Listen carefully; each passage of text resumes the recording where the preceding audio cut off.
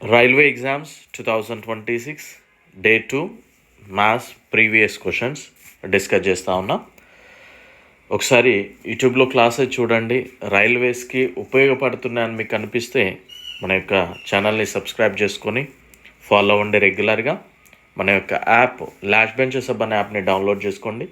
Play store నుండైనా లేదా link డిస్క్రిప్షన్లో ఇచ్చాను, అక్కడ నుండి. ఎన్టీపీసీలో జీకే పోర్షన్ అనేది మరొక 10 డేస్లో కంప్లీట్ అయిపోతుంది.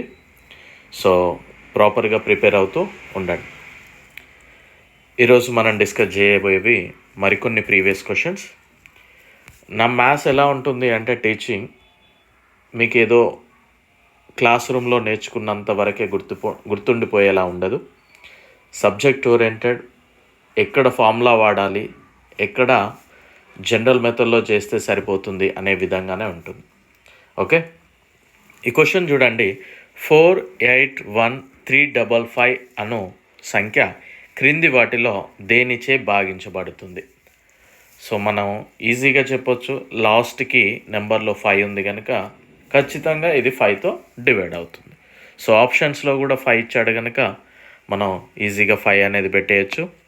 సింప్లీ 5 పెట్టేస్తే ఆన్సర్ అనేది క్లియర్ అవుతుంది. అంటే విత్ ఇన్ క్వశ్చన్ చదివిన నెక్స్ట్ సెకండ్ పెట్టొచ్చు ఇది. నెక్స్ట్ క్వశ్చన్ చూడండి. 2.8 మరియు 0.217 సంఖ్యల కాసాగు ఎంత అన్నాడు. సో ఈ పర్సన్ ఆప్షన్ పెట్టలేదు. సో ఈజీగా చేయొచ్చు. ఇక్కడ 2.8 అండ్ 0.217 అన్నాడు. సో ఈ పాయింట్స్ని తీసేసుకుందాం మనం. ఇంటూ 1000 చేసేస్తే పోతుంది కనుక ఇక్కడ కూడా 1000 చేసేద్దాం. జస్ట్ సింప్లీ 2800 అవుతుంది. ఇక్కడ 217 అవుతుంది. ఇప్పుడు దీనికి ఎల్సిఎం ఫైండ్ అవుట్ చేయొచ్చు కదా. 7 తోటి పోతుంది, 7 4 28, 7 3 21, 7 1 7. మళ్ళీ పోదు. సో ఇప్పుడు మనం సాల్వ్ చేద్దాం. 400 × 7 × 31, 7 4 28 × 31. సో 31 28, 8 1 8, 8 3 24, 2 1 2, 2 3 6, 8 6 8. సో 2 సున్నాలకి 2 సున్నాలు. సో ఏమొచ్చింది? 86800. ఇది దీని యొక్క ఎల్సిఎం. సో మనం ఫస్ట్ ఏం చేసాం? ఇంటూ 1000 చేసుకున్నాం. సో అప్పుడు ఇక్కడ డివైడెడ్ బై 1000 చేసుకుంటే సరిపోతుంది. 86.8. ఇది కూడా విత్ ఇన్ 15 to 20 సెకండ్స్లో చేసే ప్రాబ్లమే. ఓకే, సో పాయింట్స్ ఉన్నాయి కదా అని అదేదో కాంప్లికేట్ ప్రాబ్లం అని భావించకండి. Next question. 12 సెంటీమీటర్ల వ్యాసం కలిగిన గోళం యొక్క ఘనపరిమాణాన్ని కనుగొనండి. సో ఫస్ట్ గోళం యొక్క ఘనపరిమాణం ఫార్ములా తెలియాలి ఈ ప్రాబ్లం చేయాలంటే. దెన్ స్పియర్ యొక్క వాల్యూమ్ ఫార్ములా ఏంటిది? 4/3πr³. ఇది ఫార్ములా. సో ఇక్కడ వ్యాసం ఇచ్చాడు అంటే డయామీటర్ ఇచ్చాడు. ఎంత? 12. సో మనకు కావాల్సింది రేడియస్. r ఏమవుతుంది? 12/2 అంటే 6 సెంటీమీటర్.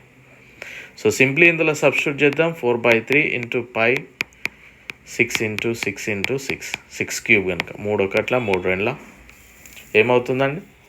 6 6 36, 36 72, 72 4 4 2 8, 4 7 28, 288 π centimetre cube. ఈ పర్సన్ ఈ ప్రాబ్లంకి కూడా సొల్యూషన్ చేయలేదు. ఓకే, నెక్స్ట్ క్వశ్చన్ చూద్దాం. ఒక నిర్దిష్ట చక్రవడ్డీ రేటుతో 17 సంవత్సరాలలో కొంత మొత్తం సొమ్ము 3 రెట్లయింది. ఎన్ని సంవత్సరాలలో అది 81 రెట్లు అవుతుంది అన్నాడు. సో ఈజీగా మనం చేయొచ్చు ఇది. ఇలాంటి టెక్నిక్ లేకుండా కూడా ఏమన్నాడు? ఎక్స్ అనేది ఎన్ని రెట్లు? 3x అవ్వడానికి ఎంత టైం పట్టింది? 17 years అంటే 3 రెట్లు. మళ్ళీ 3x అనేది మళ్ళొక 3 రెట్లు అంటే 9x కావడానికి ఎన్ని పడుతుంది? 17. ఈ 9x అనేది మరొక 3 రెట్లు అంటే 27x కావడానికి ఎంత పడుతుంది? మరొక 17 సంవత్సరాలు. ఈ 27x అనేది మరొక 3 సంవత్సరాలు. 27 × 3 81, 17. సో మనకు కావాల్సింది ఇదే కదా. సో మొత్తం ఎంత టైం పట్టింది? 4 బదులు 40, 4 7 28, 68. క్లియర్? సో దీనికి ఇంకొక టెక్నిక్ కూడా మనం వాడచ్చు. నేనే ఎప్పుడైనా ఒక ఫార్ములా కానీ టెక్నిక్ చెప్పానంటే అది ఈజీగా ఉండే టెక్నిక్ మాత్రమే చెప్తాను. ఏదో మనకి క్లాస్ రూమ్లో గుర్తుండిపోయే టెక్నిక్స్ చెప్పను. మనకి ఇక్కడ క్లాస్ రూమ్లో ఇలాంటి టెక్నిక్ అయినా వచ్చినట్లే అనిపిస్తుంది, బట్ ఎగ్జామ్ హాల్లో ఆ ప్యానిక్ సిచ్యువేషన్కి గుర్తురావు. అందుకే నా మెథడ్ అన్నీ కూడా జనరల్ మెథడ్లోనే ఉంటాయి. బట్ ఈ క్వశ్చన్కి ఒకటి గుర్తుపెట్టుకోండి, x power 1/t1 equal to y power 1/t2. So t1 అంటే టైం 1, x అనేది ఇక్కడ ఫస్ట్ 3 రెట్లు అయింది. ఎన్ని సంవత్సరాలల్లా? 17 సంవత్సరాలు. మళ్ళీ మనకి ఎంత కావాలి? 81 రెట్లు కావాలి. ఎన్ని సంవత్సరాలల్లా తెలియదు. 3 పవర్ 1/17, 81 ఏ విధంగా రాసుకోవచ్చు? 3 పవర్ 4గా రాసుకోవచ్చు. అంటే 3 power 4/t2. So clear. So 1/17 equal to 4/7t2, t2 equal to 17 × 4, 4 బదులు 40, 4 ఏళ్ళు 29. సో ఇది. సో ఈ టెక్నిక్ గుర్తుపెట్టుకునే కంటే ఇది ఈజీ ఉంది కదా, ఇది ఫాలో అవ్వండి. నెక్స్ట్ 162 డిగ్రీల అంతర్గత కోణాలు కలిగిన ఒక క్రమ బహుభుజి సంఖ్యను కనుగొనండి. ఎక్స్టీరియర్ యాంగిల్, ఇంటీరియర్ యాంగిల్ ఉంటుంది. ఇక్కడ ఇంటీరియర్ యాంగిల్ ఇచ్చాడు. So first exterior angle formula తెలుసుకోవాలి. ఎక్స్టీరియర్ యాంగిల్ ఫార్ములా ఏంటిది? 360 డిగ్రీలు బై భుజాల సంఖ్య, అంటే number of sides. Interior angle అంతర్గత కోణాలు, దీనికి ఫార్ములా ఏంటిది? 180 degrees minus exterior angle. So మనకి ఏమి ఇచ్చాడు? ఇది మాత్రమే ఇచ్చాడు. సో ఇది ఇచ్చాడు. So 162 equal to 180 degrees minus exterior angle. So exterior angle ఏమవుతుంది ఇక్కడ? 180 minus 162, that equal to 17 degrees అవుతుంది. 18 డిగ్రీస్ అయింది. ఏది? Exterior angle. సో ఇందులో సబ్స్టిట్యూట్ చేస్తే అయిపోతుంది. 18 equal to 360 by number of sides. So n is equal 360 by 18, 18 ఒకట్ల 18, 20. ఎన్ని భుజాలు? 20 భుజాలు. సో ఈజీగా చేయొచ్చు. ఓకే. నెక్స్ట్ క్వశ్చన్, ఘనలోహంతో తయారు చేయబడిన 3 గణాల ఘనపరిమాణాలు వరుసగా 789 సెంటీమీటర్ క్యూబ్, 865 సెంటీమీటర్ క్యూబ్ మరియు 1721 సెంటీమీటర్ క్యూబ్ ఇచ్చాడు. వీటిని కరిగించిన తర్వాత ఒక ఘనం తయారు చేయబడింది. అయినా ఆ ఘనం యొక్క పొడవుని ఎంత అనేది ఫైండ్ అవుట్ చేయమంటున్నాడు. సో యాప్ ప్రతి ఒక్కరు డౌన్లోడ్ చేసుకోండి. డెఫినెట్లీ మీకు రైల్వేస్కి ఉపయోగపడేలా ఉంటాయి. ఓకే, అండ్ అందుబాటులో ఉంటాయి. ప్రతి ఒక్కరు కూడా ఉపయోగించుకోండి. సో ఇక్కడ ఘనము అన్నాడంటే క్యూబ్. సో క్యూబ్ యొక్క వాల్యూమ్ ఫార్ములా తెలియాలి. సో క్యూబ్ యొక్క వాల్యూమ్ ఫార్ములా ఏంటిది? ఏ క్యూబ్. ఓకే. సో వీటిని మూడింటిని కరగదీశాడు. సో మూడింటిని కరగదీసినప్పుడు టోటల్ వాల్యూమ్ ఎంత వచ్చిందనేది చూద్దాం. ఓకే.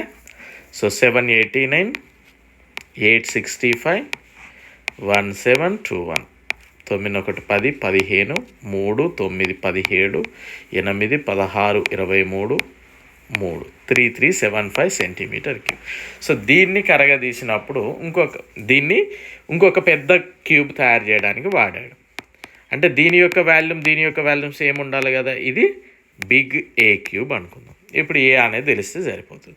సో 3375 అంటే ఏమవుతుంది మనకి? జనరల్గా 5 5 25, 120, అంటే యూనిట్లో 5 ఉండాలి. ఇది కాదు తెలిసింది. సో 15 నుండి స్టార్ట్ చేద్దాం. So 15 × 15 225, again 15, 5 5 5 25, 5 2 10 12, 5 2 10 11. అవునా? నెక్స్ట్ 5, సో ఎంత వచ్చింది? 1125, ఒక 5 5, ఒక 2 2, ఒక 2 2, 5 7 3 3 వచ్చిందా? 15. సో ఈ పర్సన్ ఈ ప్రాబ్లం కూడా సాల్వ్ చేయలేకపోయాడు. Next question, 5 of 5x² minus 5 of 5x² plus 7x minus 12 equal to 14ను తృప్తిపరిచే x విలువను కనుగొండి. చాలామంది ఇలాంటి ప్రాబ్లం చూసినప్పుడు అంటే ఏదో టైం ఎక్కువ తీసుకుంటుందనో, లేదో ఇంకేదో కాంప్లికేట్గా ఉంటుందేమో అని, లేకపోతే పేపర్ టఫ్ వస్తుంది కదా. సో ఈ క్వశ్చన్ టఫ్ క్వశ్చన్ ఏమో అని వదిలేస్తూ ఉంటాం. బట్ ఇది వెరీ ఈజీ క్వశ్చన్. చూడండి ఒకసారి, ఈ పర్సన్ కూడా ఆన్సర్ చేయలేదు, జస్ట్ సింప్లిఫై చేస్తే సరిపోతుంది. Just simplify. 5/5x² అంటే 25x², రైట్. 25x² మైనస్ 25, ఇక్కడ మైనస్ ఉంది కనుక minus of 25. 5 × 5x² minus 25x², minus into plus minus 5×35x, minus into minus plus 5×10 equal to 14. So simply ఇవి పోతాయి. ఈ మైనస్ 35x ఒకటి ఉంటుంది, మైనస్ 15 ఉంటుంది, ఈక్వల్ టు 14. ఇది మైనస్ 15. సో ఈ 35x అటు తీసుకొద్దాం, ఈ 14 ఇటు తీసుకొస్తే మైనస్ 29 అవుతుంది. X equal to minus 29/35. నిన్నటివి ఈరోజువి ఒకే షిఫ్ట్లోని క్వశ్చన్స్ ఇవి. ఓకే, ఇది రీసెంట్గా మొన్న జరిగిన ఎన్టీపీసీ పేపరే మళ్ళీ. సో ఈజీగానే ఉన్నాయి, ఎక్కడో ఒక కొద్దిగా కాంప్లికేట్ ఉండొచ్చు. అండ్ గ్రూప్ డీలో కొంచెం చేంజ్ చేశాడు pattern. Coming to the GK social current affairs art పోర్షన్లో కాదనలేము, కానీ పేపర్ యొక్క స్టాండర్డ్ కనుక ఎప్పుడు కూడా ఇదే మాదిరిగానే కనిపిస్తుంది మనకి. Next question. నేను 1200 రూపాయలకి ఒక చొక్కా కొన్నాను, 2 చొక్కాలు కొన్నాను. మొదటి దాన్ని 8% నష్టానికి, రెండవ దాన్ని 24% లాభానికి అమ్మాను. మొత్తం మీద నాకు నష్టం రాలేదు, లాభం రాలేదు. అయినా మొదట కొన్న చొక్కా కొనుగోలు ధర కనుగొనండి అంటున్నాడు. సో మీరైతే ఈ ప్రాబ్లం ఎలా సాల్వ్ చేస్తారో కమెంట్ సెక్షన్లో తెలియజేయండి. నేనైతే జనరల్ మెథడ్లోనే సాల్వ్ చేస్తాను, అది నేను చెప్తాను, చూద్దాం ఇది. ఓకే, ఇంకా మీరు నా క్లాసెస్ విన్న వాళ్ళకి అర్థమవుతుంది నేను ఎలా చెప్తూ ఉంటాను అని. రైట్. 2 ధన సంఖ్యల లబ్ధము 3645 అంట. మొదటి సంఖ్య రెండవ సంఖ్యకు 5 రెట్లు అంట. ఆయన ఆ 2 సంఖ్యల మొత్తం ఎంత అన్నాడు. 2 ధన సంఖ్యల లబ్ధము అంటే ఏ అనుకుందాం, బి అనుకుందాం. AB equal to 3645. 3645 అవునా, ఇది అయిపోయింది.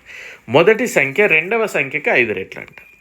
సో దీన్ని మొదటి సంఖ్య రెండవ సంఖ్యకి 5 రెట్లు అంటే దీనికి ఏ అనేది 5 రెట్లు ఉంది. అంటే బి ఫస్ట్ సంఖ్య, సెకండ్ సంఖ్య. ఓకే, ఏ అనేది ఫస్ట్ సంఖ్య కదా, నేను 5 టైమ్స్ రాసుకున్నాను. దేనికి, సెకండ్ దానికి, అంటే 5bగా రాసుకోవచ్చు కదా, equal to 3645. Simply 5b² equal to 3645. b² equal to ఏమవుతుందండి, 5×35, 5×10, 5×9. సో బి ఈక్వల్ టు ఏమవుతుంది ఇక్కడ 27 అవుతుంది. 27² అంటే 729. Clear. So B equal to 27 వచ్చింది.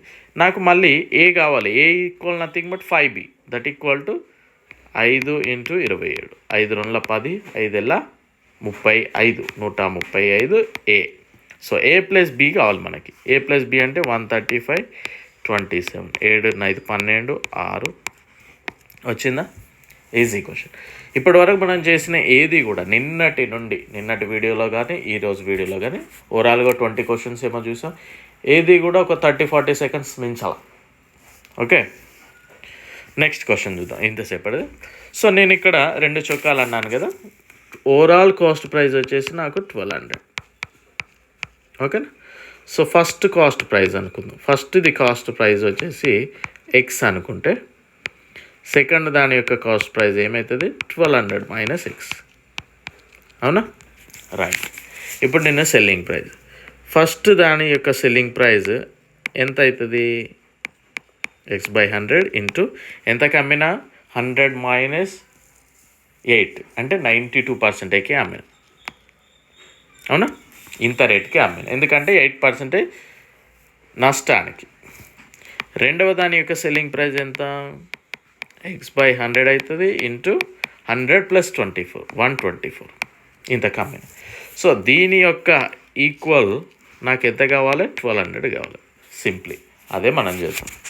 So 92x/100 plus 124x/100. ఇక్కడ సెల్లింగ్ ప్రైస్ అనేది ఇక్కడ చూడండి, ఈడ కొద్దిగా మిస్టేక్ అయిపోయింది.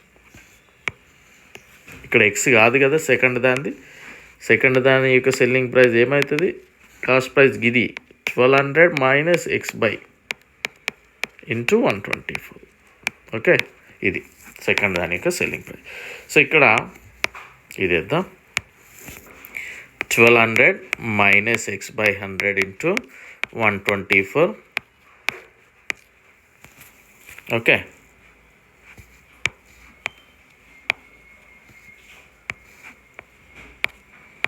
$124 ఈక్వల్ టు 1200. సో సింప్లీ చేద్దాం, 92x/100